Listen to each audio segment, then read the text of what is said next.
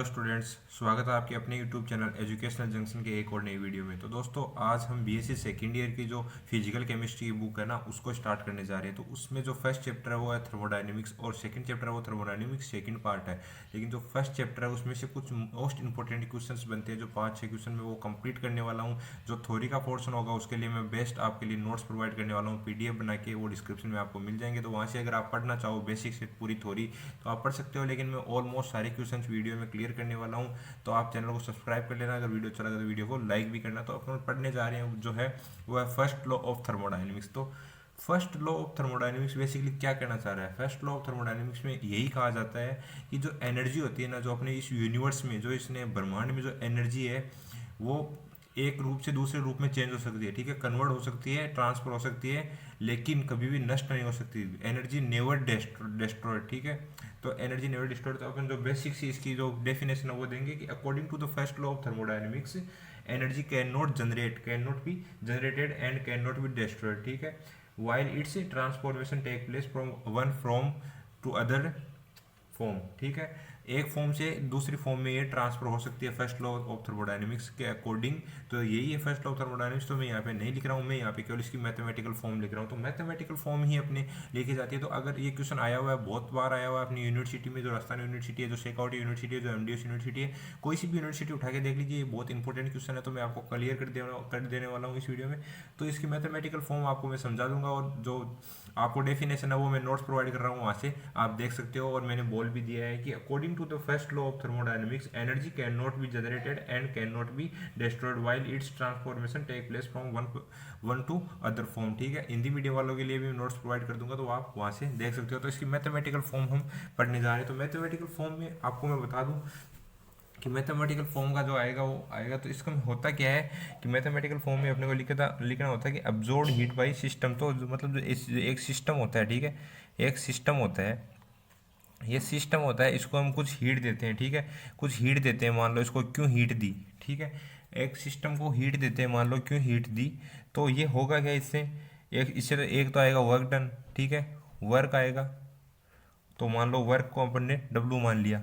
देखो, किसी भी सिस्टम को अपन अगर हीट देते हैं या कोई भी एनर्जी देते हैं तो इससे क्या होता है? एक तो वर्क होता है और एक change in internal energy of system. जो सिस्टम होता है, ठीक है, जो सिस्टम होता है ना, उसकी इंटरनल एनर्जी जो फिजिक्स में अपन डी यू से लिखते हैं, लेकिन यहाँ पे अपन डी ई से लिखेंगे, डी ई से या डेल्टा ई। ठीक है, तो ये डेल्टा ई क्या होता है?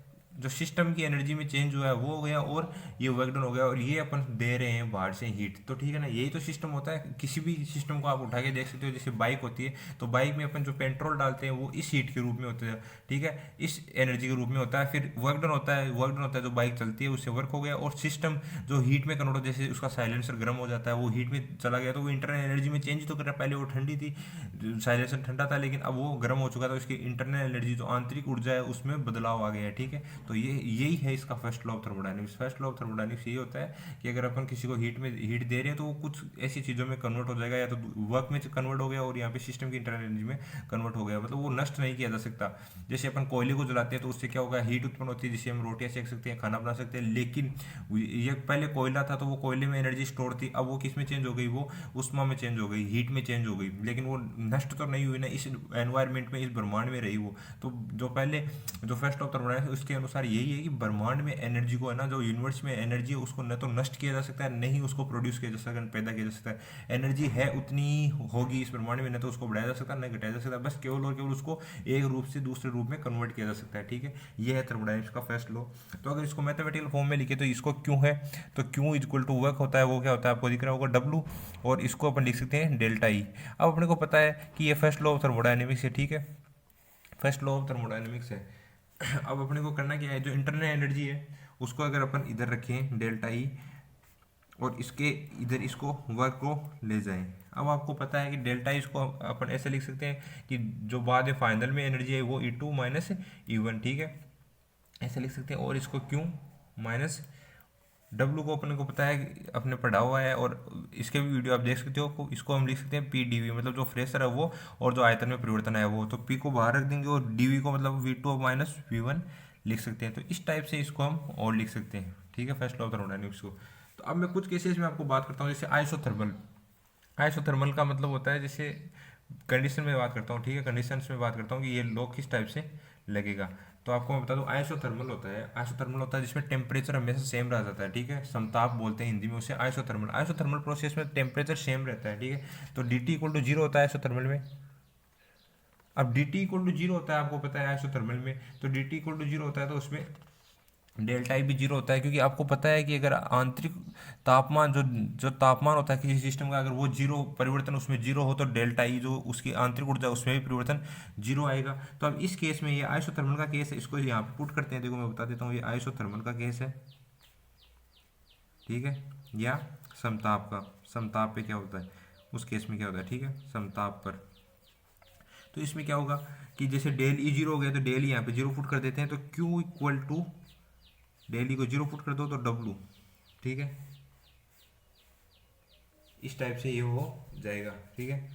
तो अब होगा क्या, आइसोथर्मल के लिए होगा। दूसरी कंडीशन क्या आ जाएगी, आइसोबारिक, ठीक है, आइसोबारिक मतलब समदाब, आइसोबारिक, आइसोबारिक मतलब समदाब पर, ठीक है। तो समदाब पर क्या होगा, समदाब पे क्या होता है, डीपी इक्वल टू जीरो होता है, ठीक है। तो इस D P equal to zero होता है, तो D P equal to zero होने का मतलब, इसको अगर हम यहाँ पे फुट करना चाहें D P equal to zero को यहाँ पे, जो इस केस में, तो अपने को क्या आएगा, देखो क्यू इज इक्वल टू क्या होता है, डब्लू प्लस डेली होता है, ठीक है। अब अपने को पता है कि Q is equal to W को हम लिख सकते हैं P V, P dot D V plus, इसको लिख सकते हैं अपन E two minus E one, ठीक है, इसको लिख सकते हैं E two minus E one. तो अब अपने को क्या लिखना है कि पी डी पी है वो तो जीरो है, ठीक है, तो इसको हम भी लिख सकते हैं V two minus V one D V को plus E two minus E one, equation number ये आ गई। अब इसको देखो मल्टीप्लाई करो, मैं आपको बताता हूँ, इसको मल्टीप्लाई करो, P V two minus P V one plus E two minus E one. अब होगा क्या, इसमें अगर इधर उधर करते हैं सारे सिस्टम को, तो क्यों क्यू इज इक्वल टू क्या आएगा ये कि P V two minus P V one plus E two minus E one, ये पूरी इक्वेशन दोबारा लिख दी मैंने। अब इसको देखो, इसको उधर ले जाओ, ठीक है, और इसको भी उधर ले जाओ, ठीक है। तो अगर अपन पी वी टू, ठीक है, प्लस ई वन, और इधर प्लस क्यू भी रह गया, और इधर अगर अपन रखते P V two, sorry P E one, देखो पी वी वन इधर आया तो ये प्लस का हो गया, ठीक है, और ये ई वन इधर आया तो ठीक है, इधर पी वी टू बचेगा और ये प्लस ई टू बचेगा। अब आपको पता है, क्योंकि हमने पढ़ा है कभी कभी ना कभी पहले, और मैं आपको इसका भी वीडियो आपको मिल जाएगा, कि जो डेल्टा एच होता है ना, ठीक है, डेल्टा एच होता है ना, वो होता है ई प्लस पी वी, ठीक है। ये इक्वेशन हमने पढ़ी है कहीं ना कहीं, बहुत इंपॉर्टेंट इक्वेशन, तो इसको यहाँ पे अप्लाई करते हैं।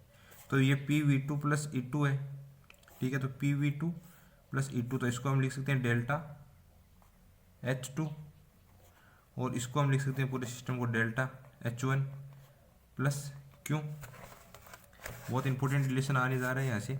तो क्यू इक्वल टू क्या लिख सकते हैं अपन, डेल्टा एच टू, ठीक है, आपको दिख रहा होगा, delta H two minus delta H one. तो इस टाइप से ये आ जाता है, ठीक है। तो आइसोबारिक के लिए आपको मैंने बता दिया कि आइसोबारिक के लिए क्यू होता है वो delta H two minus delta H one होता है। तो यहाँ पे क्यू पी आ गया, क्योंकि आइसोबारिक का मतलब समदाब पे, तो समदाब के लिए पी लिख दिया मैंने यहाँ पे, तो समदाब के लिए आ गया delta H two minus delta H one, ठीक है। तो इस टाइप से ये पूरा क्लियर हो गया होगा आपके। एक दो केसेस और बचते हैं इसमें, जैसे आपको मैं बता दूं कि आइसोलेट सिस्टम, जैसे वर्क डन, इसका जो फॉर्मूला आया था वर्क का क्या आया था, Q is equal to W plus del E. अब आप बात करो, एक केस लेते हैं जैसे आइसोलेट सिस्टम, ठीक है, विलगित निकाय के लिए, हिंदी में बोलते हैं आइसोलेट सिस्टम को विलगित निकाय, ठीक है।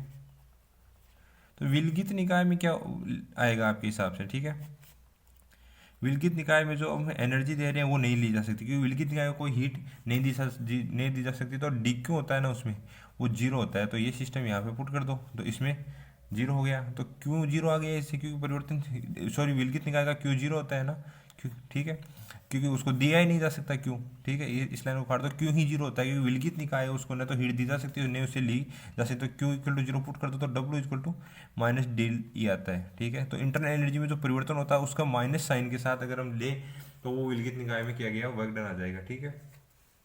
आइसोचौरिक के लिए मैंने आपको पढ़ा दिया कि जब आइसोचौरिक मतलब समआयतनिक होता है उसमें पढ़ा दिया आपको, तो इस टाइप से आपके लिए यह हो जाता है, ठीक है ना। समताप पे पढ़ा दिया मैंने, समदाब पे पढ़ा दिया। अब एक समायतन के लिए आपको बचा हुआ है कि समायतनिक के लिए क्या होता है, जैसे उसे आइसोचौरिक बोलते हैं, ठीक है। इंग्लिश में आइसोचौरिक सिस्टम के लिए जो फर्स्ट लॉ लगाते हैं हम थर्मोडायनेमिक्स, तो क्या होता है, ठीक है, सम आयतनिक निकाय, ठीक है। तो उसके लिए हमें क्या करना होता है, देखो समायतनिक निकाय के लिए क्या होता है, क्यू इक्वल टू क्या होता है डब्ल्यू प्लस डेल ई। अब डब्ल्यू को आपको पता है कि पी डॉट डी वी लिखा जाता है आयतन में परिवर्तन plus del E equal to Q. अब आपको पता है कि डेल वी तो जीरो होता है समायतनिक के लिए, क्योंकि समायतनिक के लिए तो डेल वी जीरो होता है क्योंकि आयतन समान रह रहा है, मतलब आयतन परिवर्तन ही नहीं हो रहा है, तो आयतन का परिवर्तन जीरो हो गया, तो यहाँ पे ये जीरो पुट कर दो, जीरो पुट कर देंगे तो P into zero plus del E, तो ये पूरा सिस्टम जीरो हो गया, तो Q is equal to del E बचा। तो इस टाइप से इन केसेस के लिए थर्मोडायनेमिक्स का फर्स्ट लॉ लगता है, और ये आपके लिए बहुत इंपॉर्टेंट क्वेश्चन है, 2-3 साल लगातार पूछा गया है, ये 16 में पूछा गया, फिर 18 में पूछा गया और फिर 20 में भी पूछा गया है, तो ये भी वापस क्वेश्चन आ सकता है, तो इस क्वेश्चन को बढ़िया से तैयार कर लीजिए। तो अगर आपको वीडियो अच्छा लगा तो वीडियो को लाइक कीजिए, चैनल को सब्सक्राइब कीजिए, इसी तरीके और वीडियोज आते रहेंगे और आपका केमिस्ट्री का सिलेबस कंप्लीट कर दिया जाएगा। आपको अगर कोई डाउट हो तो कमेंट बॉक्स में लिख के बताइए, और एनी कोई सी भी क्वेरी हो तो आप बताइए, ज़रूर उसका सोल्यूशन किया जाएगा, और अपने दोस्तों के साथ भी शेयर कीजिए। थैंक यू, धन्यवाद।